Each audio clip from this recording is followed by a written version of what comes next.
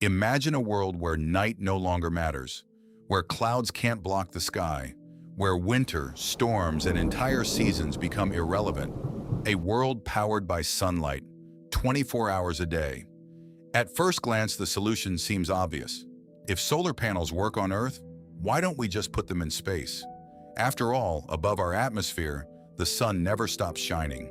No clouds, no rain, no sunsets, just a constant stream of energy pouring into the darkness. It sounds like the perfect power plant. And strangely enough, scientists have been seriously thinking about this idea for decades.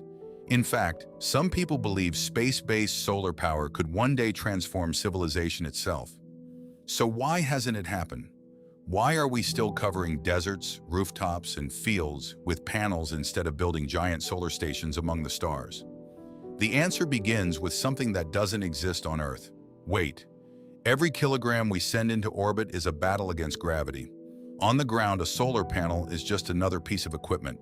In space, it becomes an extraordinarily expensive object. Even with modern reusable rockets dramatically lowering launch costs, sending a single kilogram into orbit can still cost thousands of dollars. Now imagine launching not one panel, but millions. Entire power stations stretching for kilometers. Gigantic mirrors, support structures, maintenance equipment, robotic systems, backup systems, communication networks. The price quickly climbs from billions to numbers so large that they begin to challenge the budgets of nations. And getting into orbit is only the beginning, because space is not empty, it's hostile. Tiny particles called micrometeoroids travel through the solar system at astonishing speeds. A fragment smaller than a grain of sand can strike with the energy of an explosion. Over years and decades, countless impacts slowly damage equipment. Solar radiation degrades materials. Extreme temperature swings stress every component. One side of a structure can be blisteringly hot, while the other remains unimaginably cold.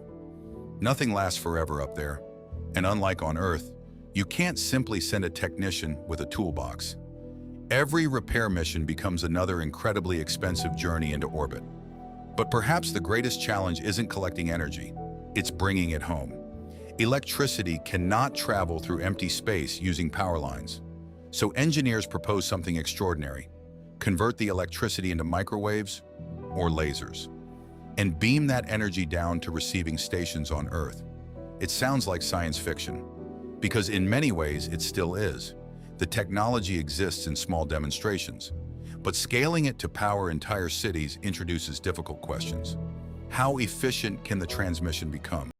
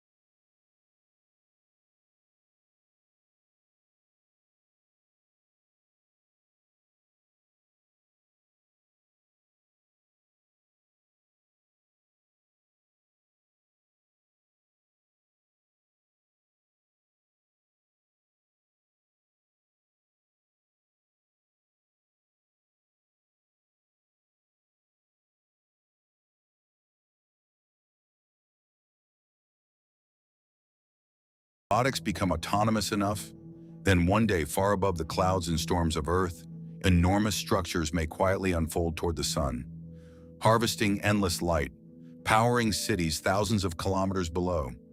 And when that day finally arrives, people might look back and wonder why we ever kept our power plants on the ground in the first place.